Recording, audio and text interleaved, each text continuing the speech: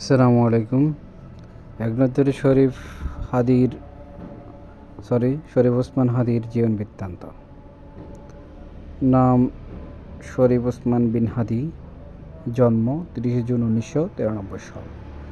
জন্মস্থান নলছিটি, ঝালকাঠি জেলা। পিতা মাওলানা আব্দুল হাদি। শিক্ষা রাষ্ট্রবিজ্ঞান, ঢাকা বিশ্ববিদ্যালয়। পেশা শিক্ষক, লেখক ও রাজনীতিবিদ। পরিবার স্ত্রী ও এক পুত্র সন্তান। রাজনৈতিক পরিচিতি: মুখপাত্র ইনকিলাব মঞ্চ। আন্দোলনের ভূমিকা: বৈষম্য বিরোধী ছাত্র আন্দোলন ও জুলাই গণঅভ্যুত্থান। নির্বাচনী প্রস্তুতি: স্বতন্ত্র প্রার্থী প্রস্তাবিত। ঢাকা 8 আসন।